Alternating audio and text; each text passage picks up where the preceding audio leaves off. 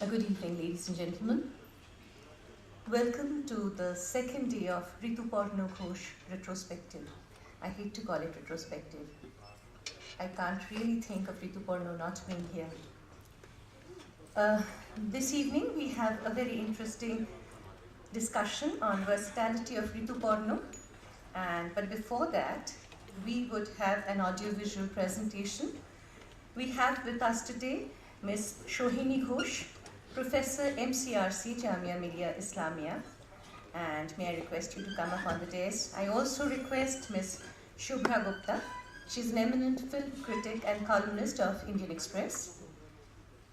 I request both of you to come up on the dais. I also request Mr. Rajiv Jain, Directorate of Film Festivals, to kindly come up on the dais.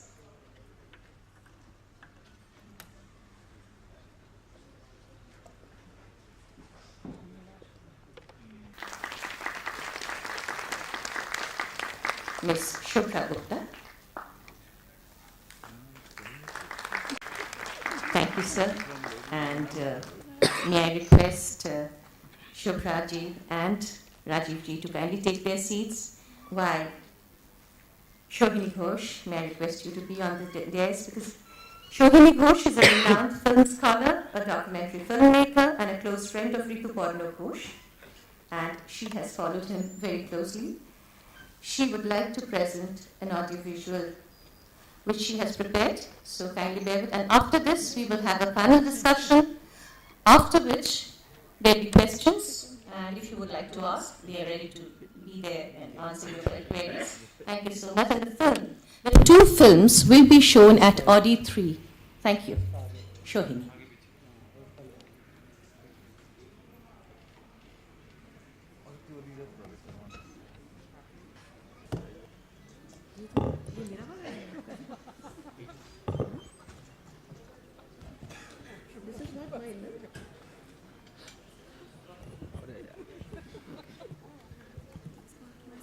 Hello and welcome everybody. Can everybody hear my voice?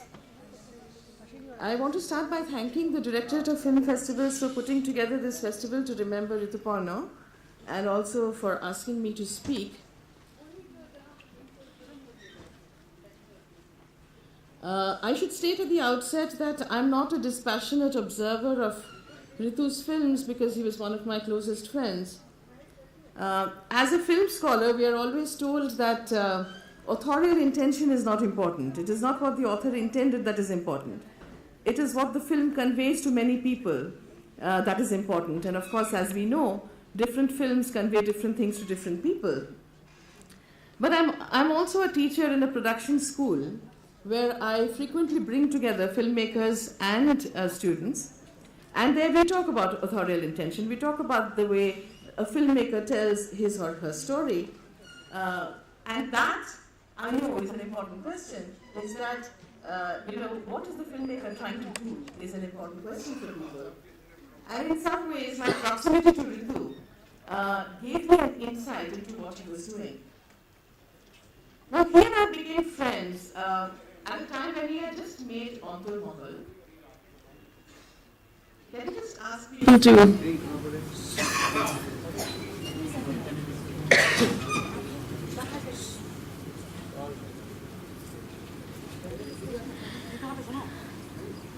The retrospective that is being held over here has a very good, sampling of his films from his entire repertoire. And I've always believed that Ritu's films could be actually broadly defined into two phases in his filmmaking career.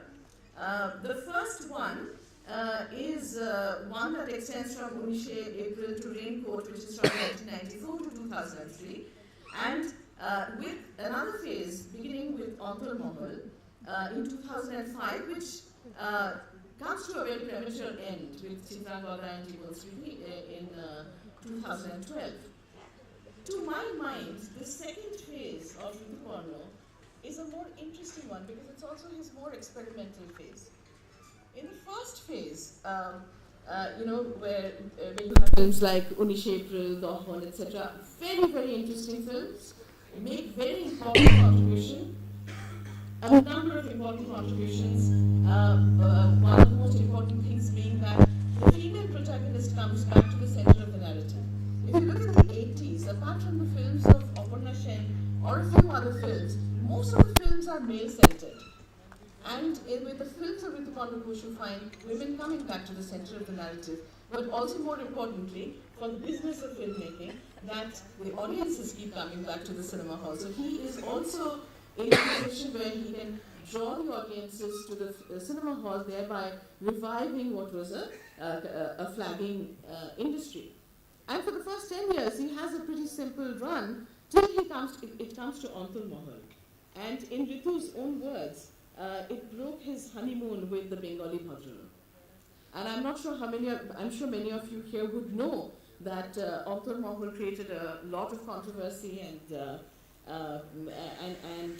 there were actually even processions on the streets protesting about the film. But I felt at that time, and this is the time that I became friends with him, is that I felt that it was kind of refreshing in its audaciousness. And here was clearly a man who was not, content to rest on his laurels, repeat formulas that had been proven to be successful, but was actually willing to risk his reputation and filmmaking practice and try out different things.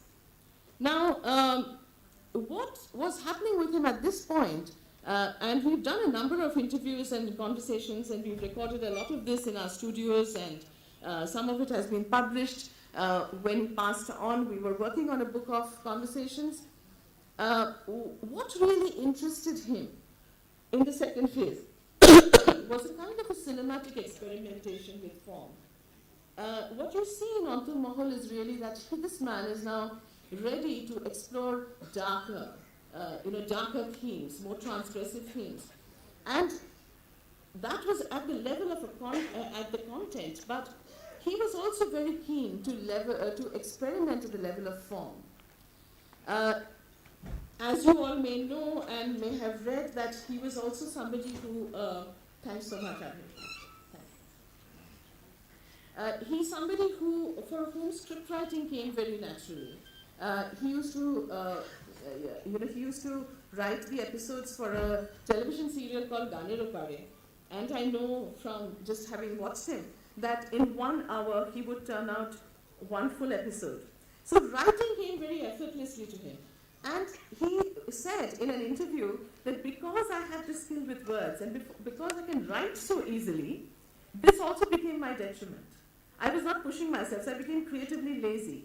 And now I would like to make a film, and he says that I would like to make a film that has to be watched to be experienced, and whose story cannot be narrated by somebody else.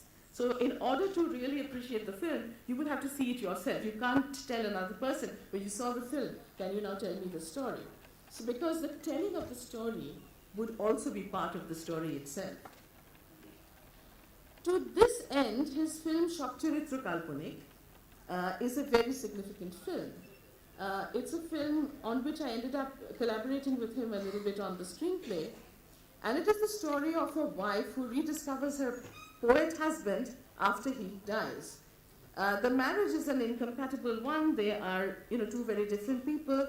The wife decides to separate, and then before she can actually tell him that this is the decision that I have taken, he actually has this massive cardiac arrest and he dies.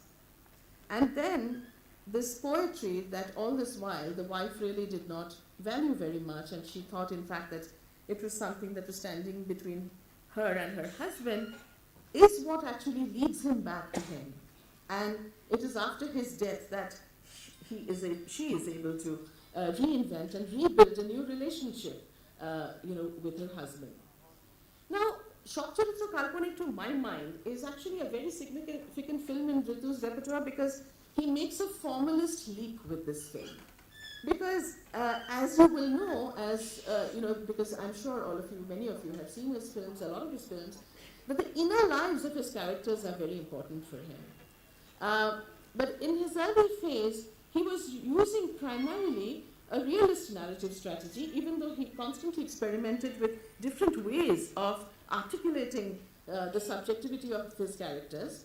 But in this film, what happens is that there is a there is a blurring of the outer landscape, the world outside, and the world inside. So there's a blurring of the landscape of the world outside and the mental landscape of the protagonist. So it's very difficult to know when the storytelling gives way to the subjectivity of the protagonist, and those lines get very, very blurred in the film. Now, interestingly also, and now particularly it is kind of poignant to look back on this, that one of the recurring preoccupations that Ritu seemed to have had in the films that he did towards the end is a kind of a recurring preoccupation with death. And we became friends at a time when we had both lost our mothers, to whom we were very close, and we always felt that people who we love don't actually go away, but they live with us. And that was the idea with which Shopcharitra Kalpanik was actually made. And I would like to show you a clip of a sequence where the wife is alone after her husband has passed on, and the experience that she has, which again, it's hard to tell whether it's something that is really happening to her or is it something that she's imagining.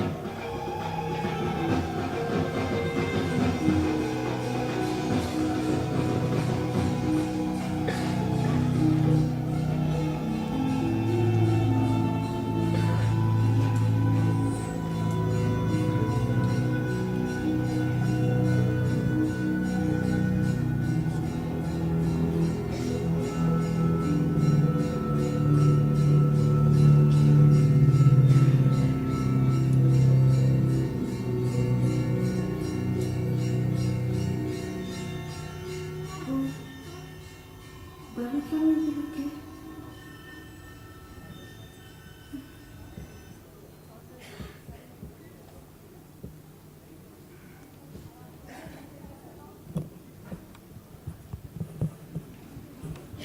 Can we have the...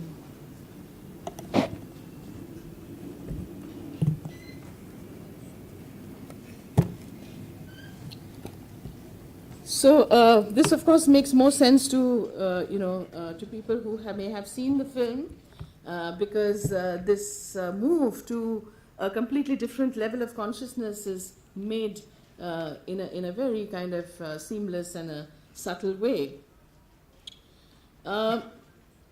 It was actually in one of the interviews that I did with him in the studios in Jamia, he had said that. If Satyajit Ray is the person from whom I learned discipline, it is of Tagore that I learned non-normativity. And then basically what he goes on to explain is that sing of forbidden borders that he learned from Tagore. And what was particularly influential for him was the poetry of Tagore. And he says that in Ashok, which is one of his early films, he uses that as a kind of a doorway to enter the subjectivity of the female protagonist. This idea you find him playing with again in Jibon Sriti, which is the documentary that he made on Tagore as part of the 150-year celebrations. And once again here, you find, this... Is there a problem? That... there is a kind of an interaction with different.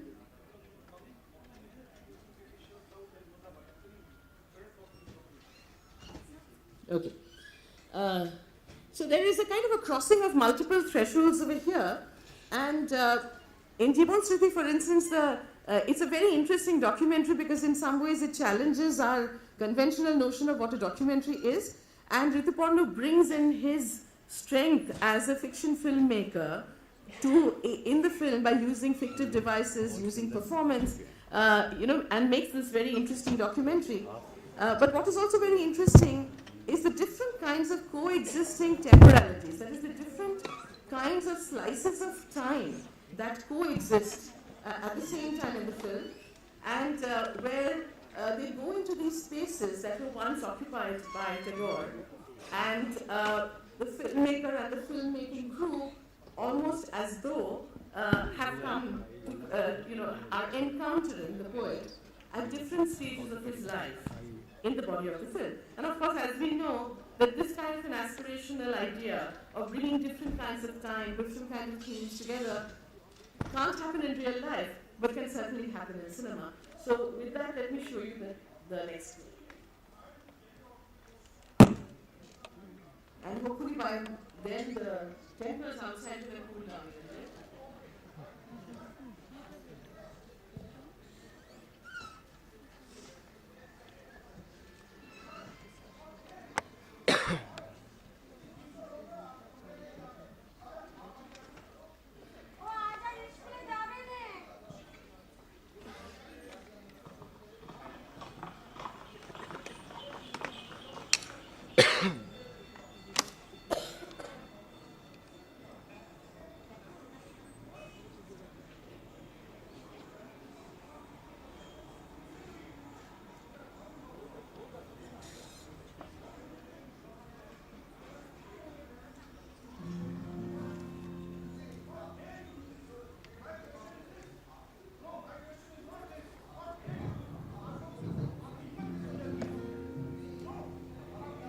একদিন মধ্যাহ্নে খুব মেঘ করিয়াছে, সেই মেঘলা দিনের ছায়াঘন অবকাশের আনন্দে বাড়ির ভিতরে এক ঘরে খাটের উপর পুরোহিয়া পড়িয়া একটা স্লেট তুলিয়া লিখিলাম গহন কুসুম কুঞ্জ মাঝে।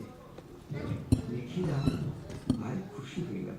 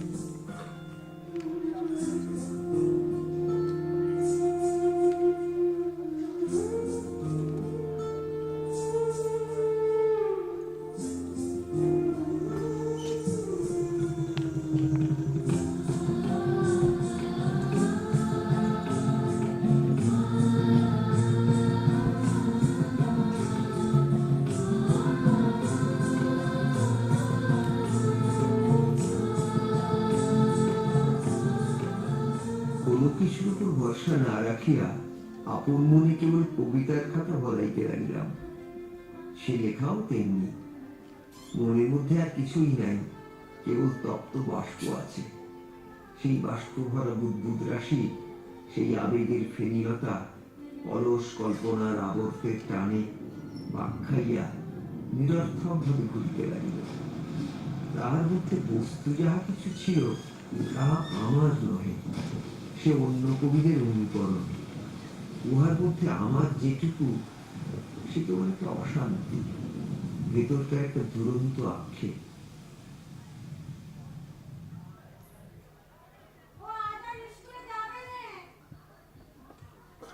Yeah, we can have the lights.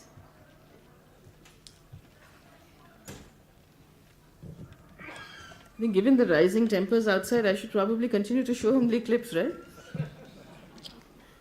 Well, I personally feel that in the second part of this phase of Ritu's films that I'm talking about, the two things that are, there are many things that are significant, but two things in particular. One that I've just been talking about, which is his, experimenting with the language of cinema and trying to tell stories in a different way. And the other is the foregrounding of films of what I call queer sexuality. About same-sex love. This was a subject that was very close to his heart. He had been planning to make a film on this for a very long time. He was looking at possible ideas. He was very tired of not being able to find any actors who would agree to play those roles.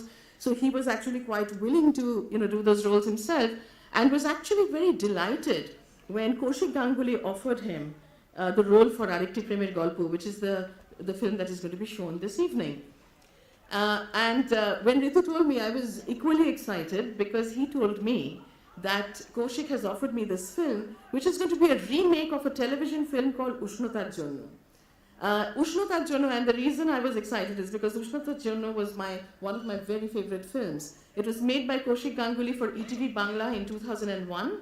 It had come on television. It had Chudni Ganguly and Rupa Ganguly in the role of the two women, who are in love. It was also the story of Chapal Bhaduri. Chapal Bhaduri is part of the film, as you will see in Arikti Premer Golpo.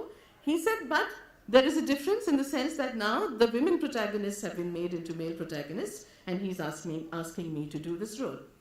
And he was very excited about it, got very involved, with the scripting, with changing his body, acquiring the look that is required for the actor. And was most excited. It was a very important thing for Ritu.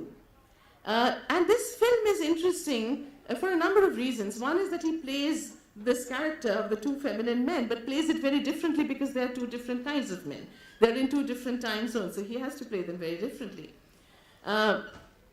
And the interesting shift that has happened in the 10 years between Ushnotar Jonno and Arikti Premer Golpo is that while the core of the story somewhat remained the same, there was a difference because Ushnotar Jonno was about the protagonists themselves struggling to accept their sexuality. In Arikti Premer Golpo, the protagonists had accepted their sexuality, but it was the world outside that was unaccepting and hostile. And while many of you may actually end up seeing the film, I'll show you a short clip.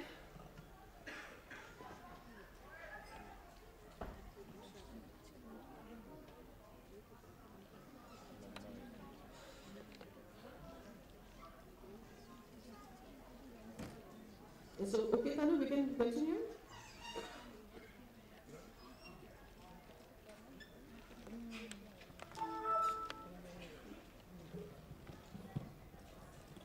And I'm showing this sequence particularly because to make up for Kaushik not being here, because he's in the film as one of the leading homophobes. So you'll have a chance to see him.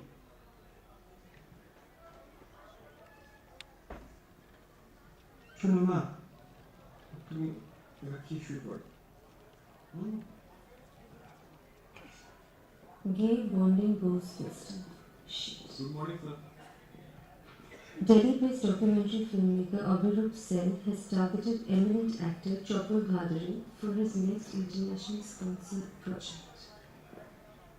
Sen is reported to have been dealing with the controversial aspects of the actor's life, in which his ambiguous sexual identity is being explicitly explored. Quote.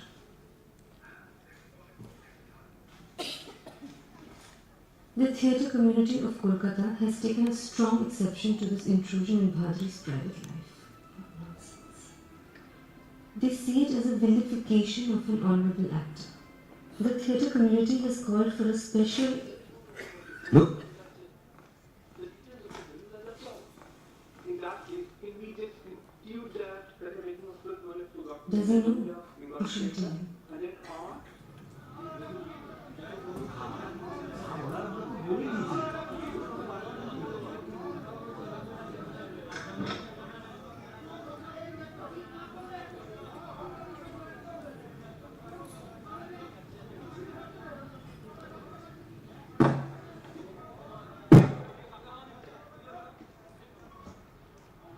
তুমি কিন্তু দিতে যাইবা না।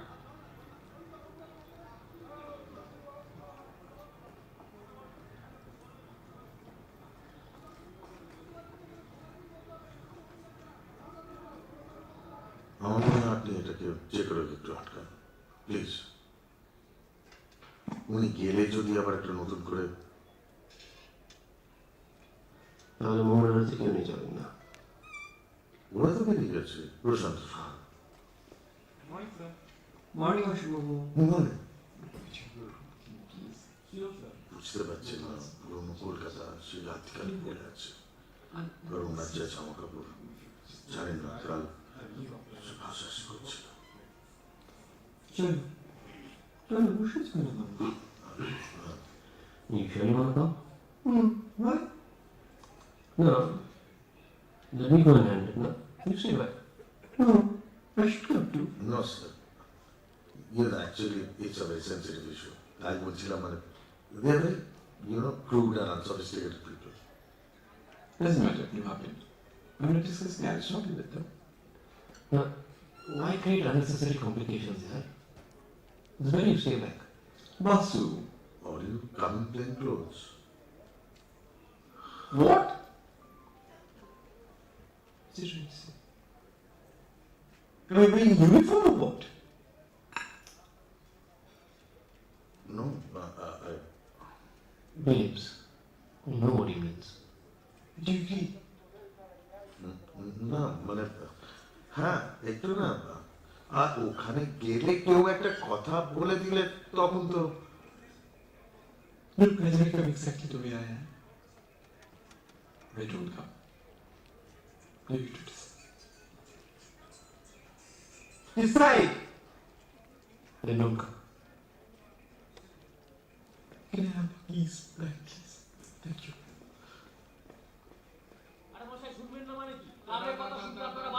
আরে মশাই, আপনাদেরকে আসলে কি জ্ঞান শুনে সমাজটা আধ ঘন্টার মধ্যে পাল্টে দেওয়া যাবে? সমকামী, যৌন অধিকার, ফ্রি সেক্স লাইফ, এইসব ওই দিল্লিতে গিয়ে চর্চা করো, তাহলে ওর দেশে চলছে। আরে এটা সোনাগাছি নয়, ভদ্রলোকের পাড়া। Oh, you guys go. বলছি যে এরপরে যদি আপনারা বাড়াবাড়ি করেন, গলা ধাক্কা দিয়ে বের করে দেবো, আর কিছু শুনবো না।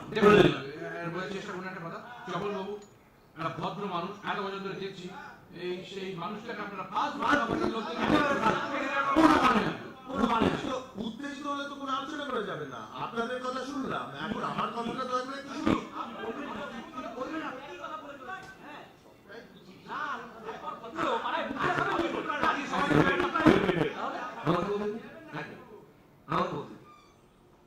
আপনারা কি সত্যি মনে করেন যে পাড়ার ছেলেমেয়েরা আজ প্রথম কাগজ পড়ে জানছে? আপনারা আজই জানলেন, এরাই জানতেন না?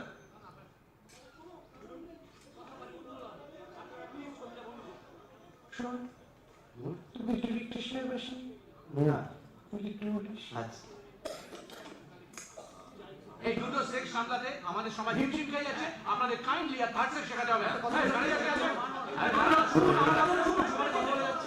আপনারা জানেন, আপনারা যেটা আজ বলছেন, পৃথিবীর যে কোনো সোশ্যাল লেভেলের মানুষ সেটাকে পারভার্সন বলে, ভুল বলে, আমি বলছি তো, আপনারা বিকৃত রুচি আপনাদের ঘুমের মাথায় ধরে সমাজের চোদ্দ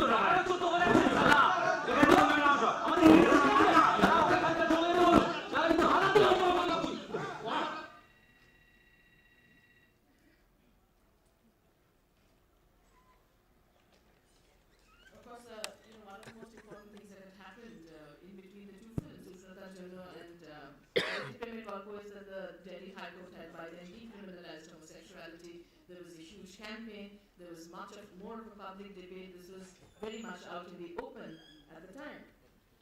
Now, I had once asked Ritu that, what is it that you're actually trying to do with these films? Because he then conceived and scripted Memories in March. He acted in the film, but he let somebody else direct the film. Then he wrote the script and acted and directed Chitrangada, which was, the last film that had a theatrical release. And so I said, Ritu, what is it that you're trying to do with these films? And he said that, he replied by quoting Freud. He said that someone had asked Freud, can you cure homosexuality? And he said, no, but I can help expand the world of the heterosexuals. So I guess that is what he was trying to do. There's been a lot of speculation about how autobiographical these films are. And particularly when it came to Rituparna Ghosh, there were more speculations than usual stars and actors. Let me say this, and he has also put it on record in many places. None of the three films, is autobiographical in the strict sense of the word, any more than all heterosexual filmmakers, the films of heterosexual filmmakers, when they talk about heterosexuality, don't necessarily have to be autobiographical. In this case, also, it was not autobiographical in that sense. Of course, there are many experiences that he had, many of his experiential moments find their way into these three films, but similarly, much of his experiences also found space in his other films. And to this end, I had asked him, and this is what I would like to end with and then invite Shubhra to speak, is to say that I had asked him that which of your screen characters do you most identify with closely? And he had said Binodini from Chukirbali. And then he goes on to explain, and I would like to end my presentation with that quote, because she stands on the threshold of transformation. Binodini becomes a widow when widow remarriage has been legislated, but has yet to find social acceptance. There is a tragic isolation in being caught in the half-light of legitimacy. I feel a strong sense of identification. So, I would like to ask you that, would you like Shubhra to come up right now? Tanu? Shubhra? No, I wanted to know whether we have time for that. Because we are kind of quickly running out of time.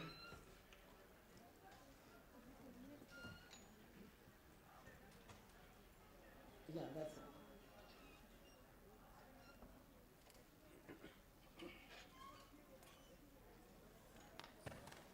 Sorry, Shohini, this is an abruptly saying thanks to you. Anyway, we'll have a discussion along with Shubhra Gupta, who is a film critic and a columnist of Indian Express, and of course, you already know Shohini Ghosh.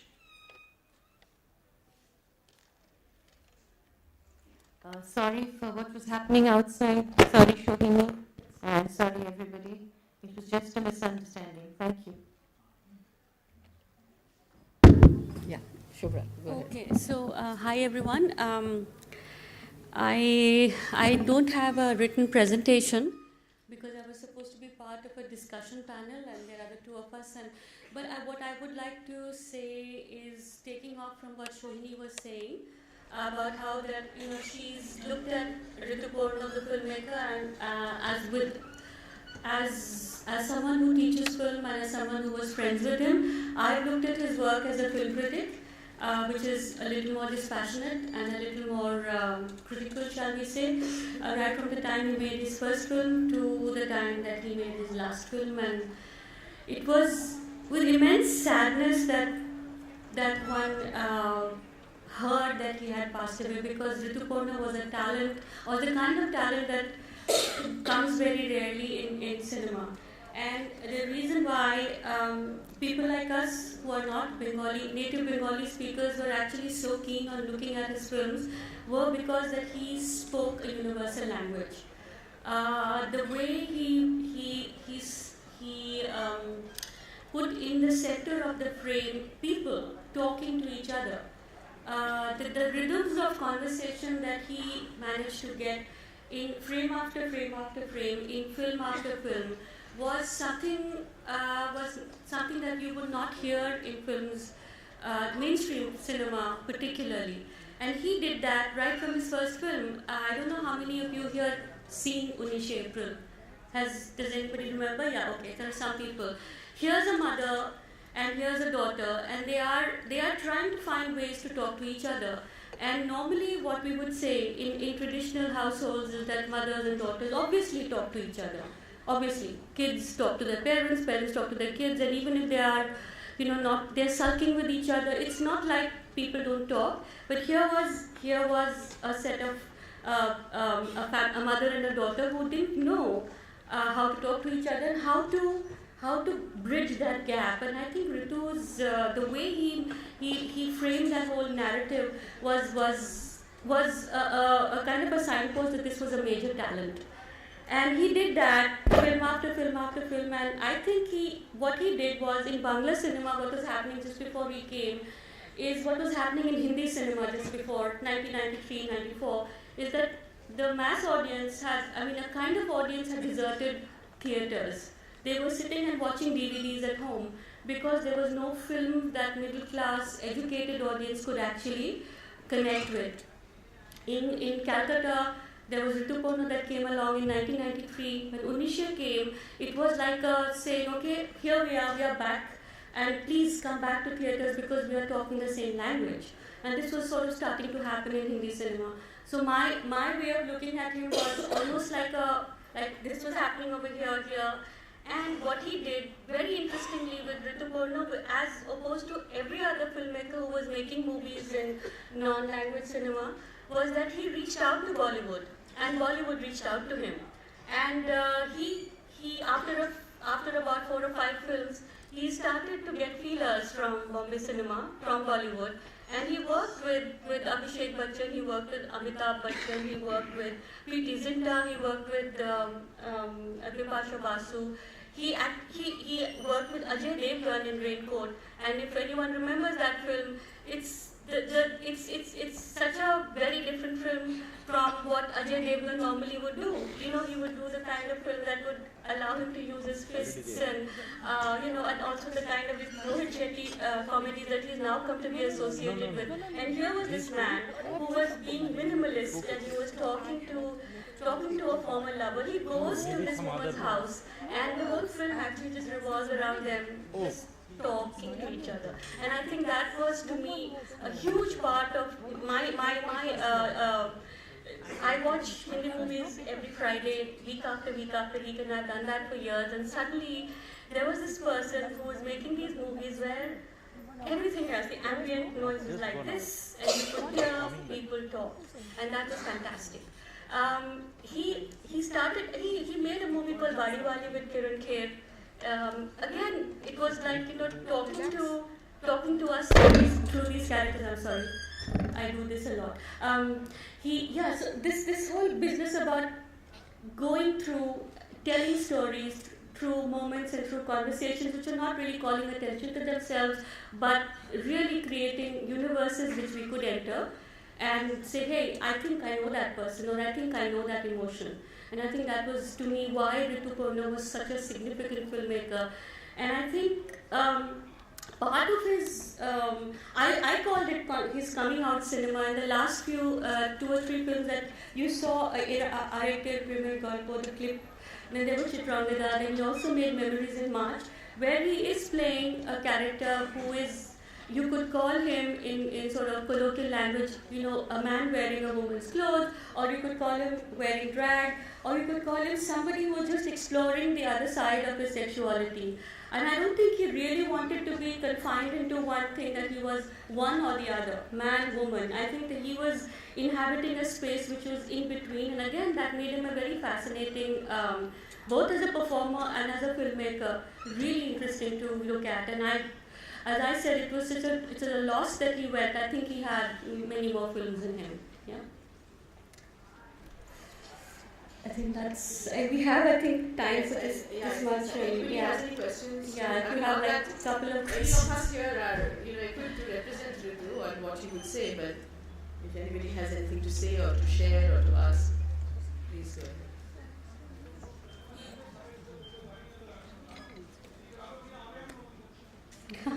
अच्छा ठीक है, तो आप आ जाइए फिर. I think we're kind of running out Any of questions, time, but please? any time. I think we've all been suitably intimidated. Intimidated, yeah. I think we can carry on with the questions outside, I think, yeah.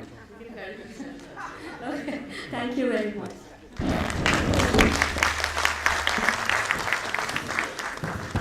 We thank Shohini Ghosh and Shubhra Gupta for being with us here, and we had to stop everything abruptly, sorry. And we'll see the film there at Audi 3, so all of you are invited there. And if any questions, maybe we talk outside, is that okay? It's as we call Adda. Thank you. Yeah, the films will be shown at Audi 3.